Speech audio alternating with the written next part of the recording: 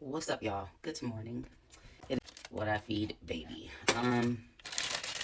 Today I'm gonna cook some breakfast and just show you guys like kind of what I've been feeding the baby. So for today's breakfast, we're gonna have some Hungry Jack pancakes because I don't feel like making them from scratch. We're gonna have some fruit, mixed fruit, yogurt, and then we're gonna use a little bit of peanut butter on the pancakes for the protein because I don't feel like making any eggs. Now, why I make these pancakes? I'm just gonna go over a couple different questions that I've been asked from my Facebook, TikTok messages, etc. Um, and yeah, I'll just go over these questions and answer them. Okay, so one of the questions that I am asked often, for the people who just kind of randomly tune in at parts of my IVF journey, one of the questions was, how do I know what the sex is of the baby? If you haven't been watching, basically I know what the sex of the baby is because during IVF, once they do your egg retrieval, then they get your partner's sperm or whatever sperm you're using. And once they get that sperm, they match it with the egg. They grow the embryo itself to, some people do 4 days, some people do 5, some people do 6, some people do 7. Mine was grown to day 6 and 7, so one was grown to day 6 and one was grown to day 7. Once they grow past a certain point, you can tell what the sex is. You can tell if the father gave off the X or the Y chromosome, and if you have enough eggs, you can pick the sex of your baby. But it is always suggested to go with the egg that is graded the highest. So my next most asked question is, am I afraid for the baby to come out? I'm gonna have to say no.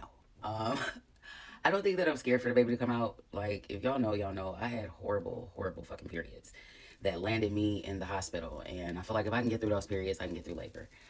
Plus, I have experienced what labor feels like. And yeah, it hurt, but still wasn't as bad as my periods. Like, nothing compares to that pain. I'm sorry. So, the next question I've been asked is, does IVF hurt? Um, I say that everybody body acts differently to the process. It depends on what's going on with you. So for me, most of the process was painful. And no, I'm not talking about the shots. Finding out that my tubes were blocked, that was painful. Finding out I had a polyp in my uterus, that wasn't really painful. The egg retrieval, definitely painful. That took me down for like a week. Um, and after that, the surgery to remove the polyp wasn't really painful, but I mean, it definitely, I mean, it hurt, but it wasn't as painful as the egg retrieval. I didn't end up in the hospital again. I was actually okay. So for that one, no. Them putting the baby back in, did that hurt? No. I was actually awake for that. And no, it didn't hurt. It just, they used the same speculum that they used for a pap smear.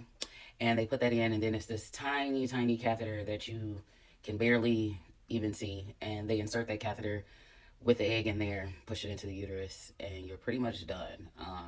No, it didn't hurt.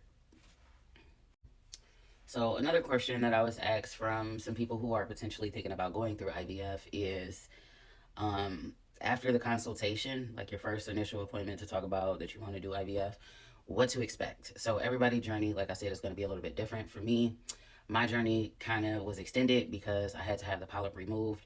And then the holidays and everything around that extended it a lot more. So, yeah, everybody's journey is different. But if all goes well, like if you don't have any issues like I had, or any other things going on with you, and you're just not getting pregnant, the process is probably like 3 to 4 months. But for me, we started back in September. Um, and yeah, our transfer was in February. So from that time, everything from the egg retrieval, the polyp removal, them finding out about my tubes, all of that was in that time frame up until February when they put the baby back in. So another question I was asked was about how much weight did I have to lose? So if you know, you know. I was living in Cali. That's a whole nother story for a whole nother day. But my weight had got up to, I believe, 305. So when we started the journey, I was at about, hold on, sorry, y'all, I gotta put my pancake over there. So when we started the journey, I was about maybe 300 pounds. I don't know. We might be changing those that peanut butter to eggs because now cheesy egg sounds good. But anyway, back to what I was saying. My weight had got up to about 305 when we started. I was at about 300. Um, when I went in for my consultation, you know, of course, that was one of the questions that I asked. Like, okay, well, what about the weight requirements? Because I know with IVF, you're supposed to be at a certain weight. Every doctor is different. I know a couple people who went through it who had to be under 200, but for me, my doctor wanted me to be at 250 in order for me to do the egg retrieval and the surgery because they had to put me to sleep. And everybody everybody clinic is different. So they go by the BMI, which is the body mass index, and some people won't go over a certain amount, some people will. Just depends on the clinic. It's a very important question to ask if you're thinking about going through it. But for me, I had to get down to 250. What I loved about my doctor was he originally recommended for me to go on the GPL-1. I didn't want to do that. I did my research on the weight loss shots and basically how much they affect your body. And a lot of them have stomach issues. As you can see now, some of them are being recalled, but we ain't gonna talk about that. And I told him I didn't want to do that. And he was actually very cool with me doing the natural method. So I decided to do the keto diet. And from September all the way to November, which was my egg retrieval, I had lost all of the weight that I needed. So I went from that 300 all the way down to the 250 that I needed to be at. Next most asked question. After the embryo transfer, everybody asks me, like, do you feel any different? Do you feel pregnant? What do you feel like?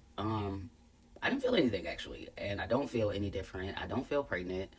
The most I've been having some back pains. I'm not gonna lie about that, back pains, and then um, I've been a little bit nauseous, but I think that just comes with the stomach issues that I already have. But it may be sun kicking in. Um, but no, I don't feel any different. Okay, so my top most asked question throughout the whole process is after the embryo transfer, everybody asks me, like, what's next? So it mimics a regular pregnancy cycle. So we're basically waiting for the baby to implant. Our test date will be on the 12th and the 16th. If we test on the 12th and it's still negative, they want us to wait until the 16th to test, which is the official test date. So basically, we are just waiting. We call this the 2-week wait. So I'll keep everybody updated as I know. All right, y'all, we are done. I can't think of any more questions off back right now. So if you have more questions, you can drop them in the comments or you can drop them in my inbox if you want to be private about it. But let me go ahead and show you my plate what we are feeding baby boy this morning. So right here we have our mixed fruit. We have some strawberries, pineapples, and peaches. We have my yogurt over here, pancakes with the peanut butter added for the extra protein, and we have eggs for more protein.